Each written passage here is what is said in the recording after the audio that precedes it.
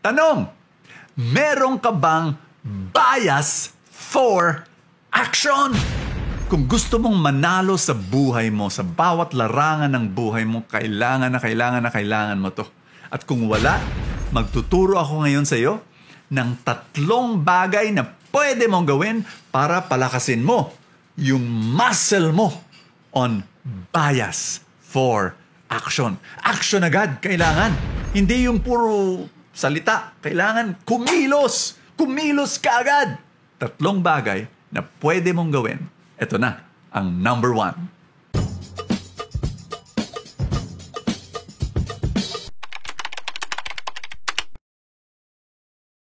Number 1, pumili ka ng isang bagay na pwede mong gawin na hindi ka komportableng gawin.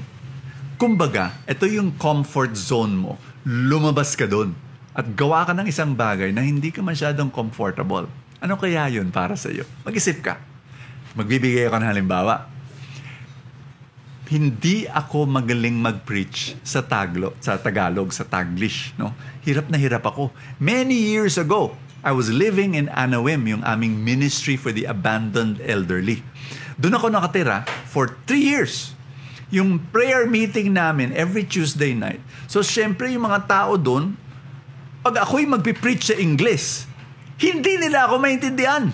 So, ayan. Napuwersa ako. Ginawa ko yun. Nag-preach ako. Tagalog. No? Balu-baluktot yung dila ko talagang. Alam mo, pagkatapos ng prayer meeting, sasabihin ako ng mga nag-attend doon. Ano? Brother Bo, salamat sa preaching mo.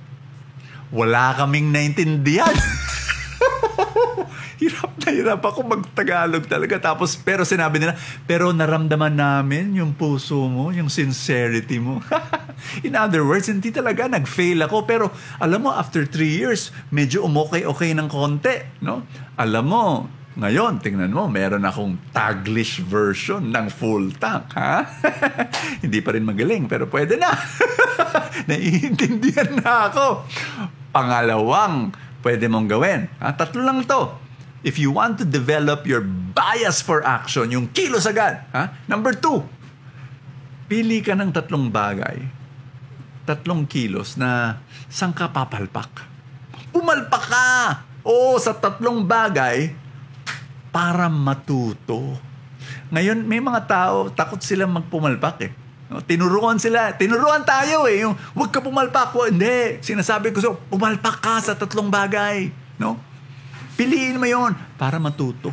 Huwag ka matakot sa palpak. Di try again. Subok ulit. Ganon ang mga nagtatagumpay. Halimbawa sa buhay ko. So nagpipreach na ako sa mga prayer meeting. Biglang inimbita ako mag-talk sa mga pare. Naku, takot ako. Hindi ako makatulog. Alam mo, ginawa ko, first time, second time, third time na nangyari yun. Talagang nag-impress ako, nagsabi ako ng mga theology words, yung mga malalaki at mahahaba, yung the dichotomy of the etymology of the blah blah blah. Talagang pinasikat ko sila. Ayun, hindi maganda yung talk ko. Yung isang pare nga lumapit sa akin, sinabi niya, Brother Bong, yung talk mo, yung gustong-gusto doon yung kwento mo na simple.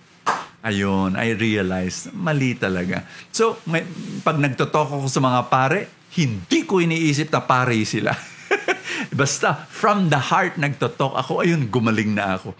Basically, what I'm saying, okay lang na pumalpak. Doon ka matututo. At pangatlo, ito, napaka-important. Gawa ka ng isang bagay, pumasok ka sa isang bagay na you will be rewarded by the results. Ano ibig sabihin nun, Brother Bo? Ito yung trabaho, yung 8 to 5, binabayaran ka dahil sa oras. Automatic. Sumubok ka pumunta sa isang bagay, kunyari maliit na negosyo, magbebenta ka na ang resulta ang basihan ng bayad. Doon, believe me, doon magde-develop yung bias for action mo. Kasi walang bayad pag walang resulta. Walang bayad pag walang benta. Walang bayad pag walang kilos. Importante yan. So those are my 3 advices to you. Alam nyo, sa Matthew 21, may kwento si Jesus. 2 anak. Sinabi ng tatay, magtrabaho kayo doon sa bukid. Yung sinabi ng unang anak, opo, tay. Hindi naman pumunta. Yung pangalawang anak, hindi tay, hindi ako pupunta. Pero pumunta rin.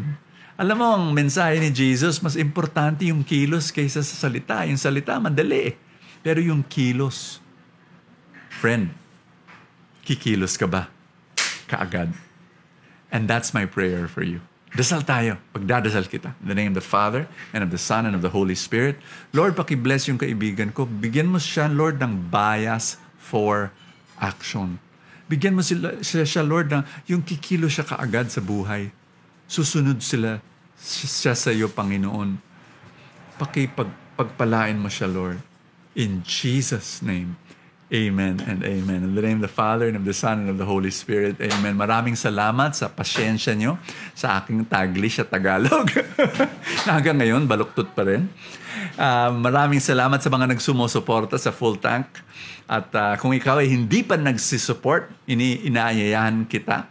Pag pinapanood mo ito through Facebook, merong isang button dyan sa ilalim ng video, nakalagay support now, paki-click, and you'll be able to support our mission. Thank you so much. God bless you. I will see you tomorrow.